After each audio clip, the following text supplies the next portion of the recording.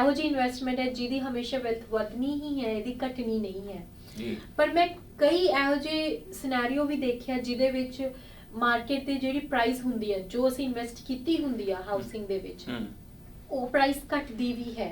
ਸੋ ਉਹਦੇ ਪਿੱਛੇ ਤੁਹਾਡੇ ਅਕੋਰਡਿੰਗ ਕੀ ਰੀਜ਼ਨਸ ਹੁੰਦੇ ਨੇ ਮਾਰਕੀਟ ਦੇ ਵਿੱਚ ਉਸ ਚੀਜ਼ ਨੂੰ ਕਿੱਦਾਂ ਲੋਕਾਂ ਨੂੰ ਲੋਕ ਜਾਣ ਸਕਦੇ ਨੇ ਉਸ ਚੀਜ਼ ਨੂੰ? मैं सारे दर्शकों को पहले तो ये बात बताना चाहता हूँ कि जो रियल एस्टेट की मार्केट है वो स्टॉक मार्केट से बिल्कुल अलग है। जैसे स्टॉक मार्केट का प्राइस अप एंड डाउन रोज़ाना सुबह या दिन में शाम को अलग अलग तरीके से होता है, रियल एस्टेट का ऐसा नहीं है। रियल एस्टेट में जो लोग इन्वेस्ट करना चाहते हैं, जैसे राखी जी ने बोला कि वो फ़र्क क्यों आता है, वो इन्वेस्टर्स के लिए, जो लोग रह रहे हैं उनको तो कोई फ़र्क नहीं पड़ता, आज प्राइस कम है कल ज़्यादा हो जाएगा, उसमें कोई बात नहीं। जो इन्वेस्टर्स हैं अगर वो हरीडली अपनी इन्वेस्टमेंट को एनकैश करना चाहते हैं उनको कभी कभी नुकसान हो जाता है। जैसे मैं आपको एक छोटा सा अपने दर्शकों को एक एग्जांपल देना चाहता हूँ। आज रियल एस्टेट मार्केट है तकरीबन हमारी नायग्रा फॉल की पिछले साल के मुकाबले 18% हायर है। अगर कल हम सोचते हैं जो इन्वेस्ट किया किसी आदमी ने कि आज उसने खरीदी है और मतलब पिछले साल खरीदी है, आज 18% उसने प्रॉफिट कर लिया उसके ऊपर, मैं इन्वेस्टर की बात कर रहा हूँ, जो लोग रह रहे हैं उनके लिए तो है ही इन्वेस्टमेंट है और उनको प्रॉफिट भी है। और कल अगर मार्केट डाउन हो जाती है तो 2% कम हो जाएगी, 3% कम हो जाएगी, नुकसान नहीं होता। लोगों को तब लगता है कि नुकसान हो गया, उन्होंने आज खरीदी है और कल ही वो बेचना चाहते हैं, उस समय उनको लगता है कि हमें थोड़ा नुकसान हो गया। वह रियल एस्टेट की मार्केट में कभी नुकसान नहीं होता, ये मेरा एक्सपीरियंस है।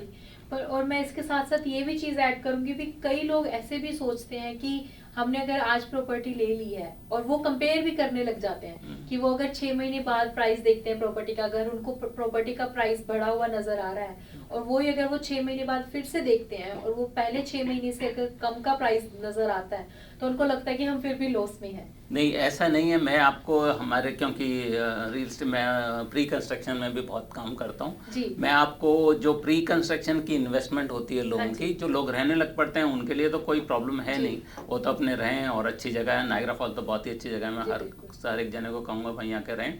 मगर जो लोग जो इन्वेस्टमेंट में जो लॉस और प्रॉफिट की जो बात होती है उनको ऐसा लगता है कभी लॉस इसलिए होता नहीं है क्योंकि जो प्रॉपर्टी का प्राइस बढ़ता है वो इन्फ्लेशन के साथ साथ बढ़ता है। तो हम कनाडा में आज की तारीख में मिनिमम 4 से 5% इन्फ्लेशन रेट लेके चलते हैं। जो कंस्ट्रक्शन कॉस्ट है बेसिकली, जो लास्ट ईयर तक कंस्ट्रक्शन कॉस्ट थी वो उसके मुकाबले हम 5 से 6% हम उसमें प्राइस बढ़ जाता है। तो इसलिए लोगों को कभी कभी लगता है कि अगर वो सोचते हैं कि 6% पिछले साल प्राइस बढ़ा है, इस साल 5% बढ़ा है, तब उनको लगता है कि हमें लॉस हो गया। मेरी अपने दर्शकों से यही रिक्वेस्ट है कि जब भी उनको कोई प्रॉपर्टी में इन्वेस्ट करना हो वो मुझे कांटेक्ट करें और मेरा नंबर नीचे आ रहा है, तो मैं उनको सही तरीके से गाइड करूँगा कि किस समय प्रॉपर्टी में अगर इन्वेस्टमेंट के लिए पैसा लगाना है और कौन सी लोकेशन पे। जी सर, मैं अब आपके साथ साथ मैं मोहम्मद जी से भी बात करूंगी। फैसल जी, सर जैसे कि हम बात कर रहे हैं नायग्रा मार्केट की, तो मैं आपसे भी पूछूंगी कि ऑल ओवर ओंटारियो में आपके भी अकॉर्डिंग कौन सा प्लेस ज़्यादा बेटर है as compare to real estate market में अगर हम इन्वेस्ट करते हैं तो ऑल ओवर ओंटारियो में आपके अकॉर्डिंग कौन सी जगह कौन सी सिटी सबसे ज़्यादा बेस्ट है इन्वेस्टमेंट के लिए जो बजट में भी हो हर किसी के? As far as Ontario is concerned, Ontario में Toronto is one of the best place, the whole GTA Toronto. And as far as GTA is concerned, GTA में towards the west end आ जाता है Niagara reason. ये इसलिए मैं कह रहा हूँ नायग्रा रीजन क्योंकि नायग्रा रीजन अब जो जिस तरीके से सिटी जिस तरीके से आगे चल रही है और जिस तरीके से एक्सपैंड हो रही है उसमें अब ज़्यादा रूम नहीं बचा टूवर्ड्स द ईस्ट एंड के, जिस ईस्ट एंड में जो जा सके। अब ईस्ट एंड की तरफ अगर हम जाते हैं तो we have to go 3.5 hours up towards the up north, और इस तरफ अगर हम जाते हैं तो इस तरफ टूवर्ड्स द वेस्ट एंड की तरफ जाते हैं जो हम यूएस बॉर्डर की तरफ जा रहे हैं। और एज यू नो कि Niagara is one of the most prestigious address itself for anywhere in the world. Niagara false आपको चाहे कहीं भी जाइए, नायग्रा फॉल्स पूरी दुनिया में मशहूर है, हर कोई नायग्रा फॉल्स के बारे में जानता है। और नायग्रा 2019 में इटसेल्फ 40 बिलियन का टूरिज्म है, $40 बिलियन का टूरिज्म रहा है नायग्रा में 2019 में। अनफॉर्चुनेटली कोविड की वजह से थोड़ा सा टूरिज्म कम हुआ है, काफ़ी कम हुआ है, थोड़ा नहीं काफ़ी कम हुआ है, वो पूरी दुनिया में हुआ है।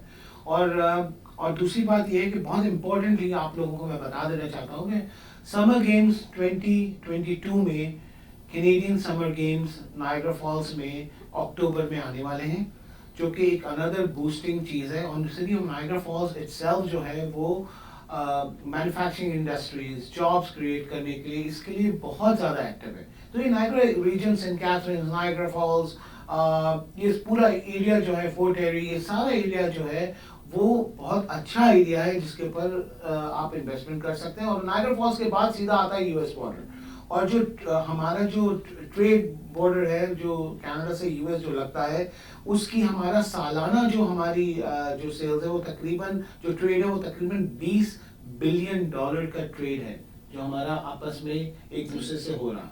सो बेसिकली ये इट्सेल्फ एक बहुत इम्पोर्टेंट फैक्टर है।